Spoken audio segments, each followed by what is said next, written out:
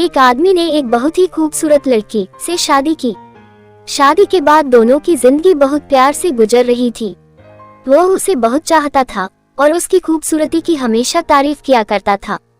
लेकिन कुछ महीनों के बाद लड़की चर्म रोग से ग्रसित हो गई और धीरे धीरे उसकी खूबसूरती जाने लगी। खुद को इस तरह देख उसके मन में डर समाने लगा कि यदि वो बदसूरत हो गई तो उसका पति उससे नफरत करने लगेगा और वह उसकी नफरत बर्दाश्त नहीं कर पाएगी। इस बीच एक दिन पति को किसी काम से शहर से बाहर जाना पड़ा। काम खत्म कर जब वह घर वापस लौट रहा था, उसका एक्सीडेंट हो गया। एक्सीडेंट में उसने अपनी दोनों आंखें खो दी, लेकिन इसके बावजूद भी उन दोनों की जिंदगी सामान्य तरीके से आगे बढ़ती रही।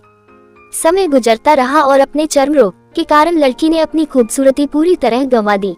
वह बदसूरत हो गई, लेकिन अंधे पति को इस बारे में कुछ भी पता नहीं था, इसलिए इसका उनके खुशहाल विवाहित जीवन पर कोई प्रभाव नहीं पड़ा। वह उसे उसी तरह प्यार करता रहा। एक दिन उस लड़की की मौत हो गई। पति अब अकेला हो गया था। वह बहुत दुखी था। वह उस शहर को छोड़कर जाना चाहता था। उसने अंतिम संस्कार की सारी क्रियाविधि पूर्ण की और शहर छोड़कर जाने लगा। तभी एक आदमी ने पीछे से उसे पुकारा और पास आकर कहा, अब तुम बिना सहारे के अकेले कैसे चल पाओगे? इतने साल तो तुम्हारी पत्नी तुम्हारी मदद किया करती थी। पति ने जवाब दिया, दोस्त, मैं अंधा नहीं हूँ, मैं बस अंधा होने का नाटक कर रहा था, क्योंकि यदि मेरी पत्नी को पता चल जाता कि मैं उसकी बदसूरती देख सकता हूँ तो यह उसे उसके रोग से ज्यादा दर्द देता।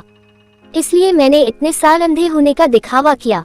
वह बहुत अच्छी पत्नी थी, मैं बस उसे खुश रखना चाहता था।